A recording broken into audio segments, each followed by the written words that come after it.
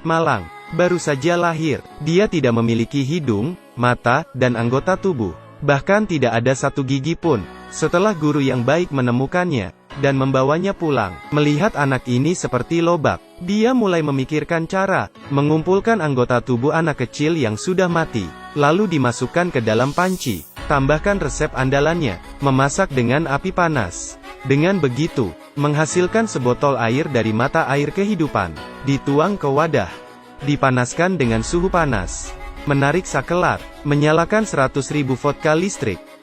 Setelah disetrum dengan listrik, hati manusia itu pun terbentuk. Ya Tuhan, hati kecil itu masih berdetak. Setelah menciptakan hati ini, bayi normal dengan berat 7 pon sudah siap, dan diberi nama Satoshi. Karena Satoshi bukan orang biasa, sekelompok setan terus mencarinya. Terpaksa, Satoshi yang baru tumbuh, diberikan pedang oleh gurunya, pedang besi murni, untuk melindungi diri sendiri. Hari-hari berikutnya, tidak hanya belajar bahasa bibir, juga mempelajari ilmu pedang. Dalam sekejap waktu berlalu, walaupun guru ini dokter, namun dia juga tidak bisa menghindari kematian. Sebelum guru meninggal, dia menceritakan kisah hidup Satoshi.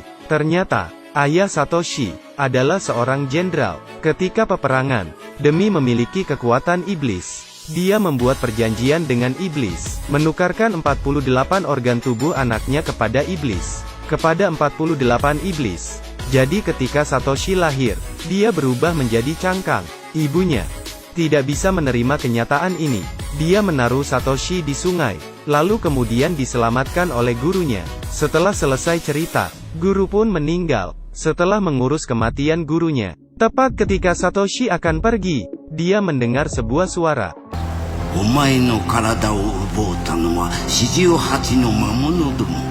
Dengan begitu, Satoshi memulai pergi melenyapkan iblis. Film diputar.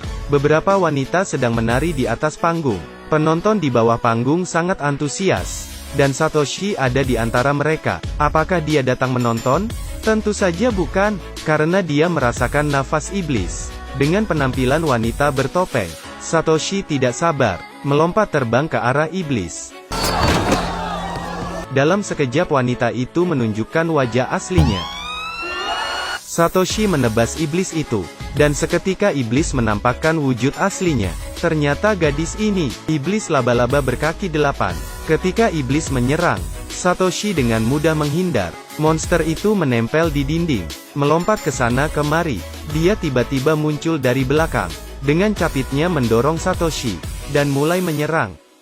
Untung saja Satoshi cepat bereaksi. Jika tidak, mungkin sudah menjadi santapannya. Satoshi tidak mau kalah. Satoshi berputar seperti kincir angin. Namun laba-laba berhasil lolos.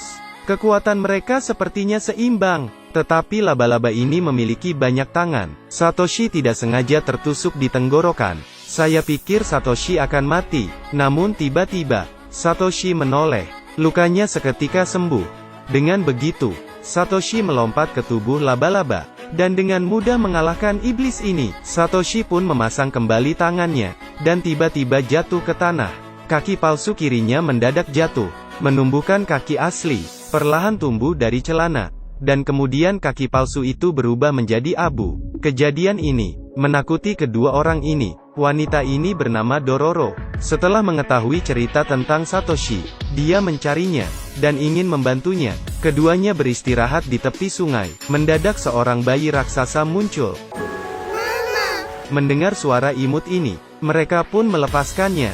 Mereka membawa bayi raksasa, datang ke penginapan terdekat. Pemilik penginapan memiliki 7 putri.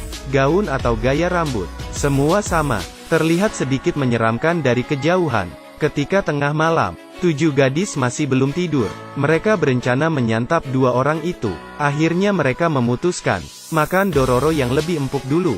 Tiba-tiba, ya Tuhan, 7 gadis berubah menjadi ulat, menggeliat dengan tubuh besar. Datang ke kamar Dororo. Dororo yang sedang tidur nyenyak, tidak mengetahui situasi ini. Beberapa ulat raksasa mendekati Dororo yang sedang tidur. Di belakang tubuh mereka, memiliki banyak mata. Sebuah bayangan jatuh dari langit, dan menebas ulat raksasa itu. Ternyata itu adalah Satoshi.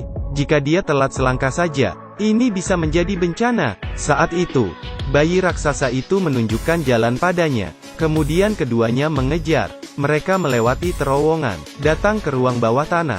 Ya Tuhan, di sini penuh dengan mayat. Yang lebih menakutkan, ada ratusan telur ulat di rumah. Bos wanita bukan manusia, dia adalah kupu-kupu. Ketika dia akan kabur, bayi raksasa itu langsung terbang, dan menarik siluman itu. Seketika Satoshi langsung menebasnya. Dengan begitu, organ ginjal Satoshi kembali berfungsi. Selanjutnya, keduanya membunuh iblis di sepanjang jalan. Melihat roh pohon merentangkan rambutnya sejauh 100 meter, meski berjuang untuk melawan, tapi mereka kesulitan melawan ribuan helai rambutnya. Mereka terbungkus rapat. Untungnya Satoshi tidak menyerah. Dia mematahkan ikatan roh pohon, kemudian terbang tinggi, memegang pisau sepanjang 40 cm, dan menebasnya. Seketika pohon terbelah menjadi dua bagian. Setelah siluman pohon mati, Satoshi mendapatkan telinganya. Setelah membunuh Godzilla, dia memiliki tenggorokan sendiri. Dengan begitu, tidak sampai 1 bulan, dia telah membunuh 20 siluman iblis. Sebagian organnya tumbuh. Tangannya juga mendapat apresiasi dari sang pangeran, dan membawanya pulang. Tapi saat sang ratu melihat Satoshi, ekspresinya tiba-tiba membeku. Baju yang dia kenakan adalah buatan tangannya sendiri. Melalui kontak fisik, Satoshi melihat kenangan ratu. Ternyata, wanita yang ada di depannya saat ini adalah ibu kandungnya sendiri. Pangeran takut Satoshi akan mencuri posisinya. Dia membawa pasukan. Kendarai tank meledakkan Satoshi. Dia ingin membunuhnya. Akhirnya tersisa pangeran seorang, dan dia mati di tangan Satoshi. Dengan begitu, raja pun datang. Ibunya menghalanginya menyakiti Satoshi, dan dia ditusuk oleh raja. Melihat kejadian ini, Satoshi sangat marah. Mereka langsung berkelahi. Raja yang memiliki kekuatan iblis. Mereka berkelahi cukup lama. Kelihatannya mereka seimbang. Kemudian, tubuh pangeran tiba-tiba melayang. Ternyata dia kerasukan setan. Dia memberitahu raja untuk membangkitkan dirinya. Namun setan ini ingin mengusai tubuh raja. Raja yang mencintai anaknya langsung menyetujuinya. Tiba-tiba, sebuah makhluk aneh muncul. Tidak butuh waktu lama, siluman itu masuk ke tubuh raja. Namun ketika dia akan kabur, raja yang masih memiliki kesadaran menusuk dirinya sendiri, mati bersama setan ini. Kemudian, organ hati Satoshi pulih kembali. Tetapi walaupun demikian, dia masih harus mencari 20 organ tubuh lainnya. Keduanya tidak punya pilihan selain melanjutkan jalan membunuh iblis. Dan film pun berakhir. Saya akan membawakan film menarik lainnya.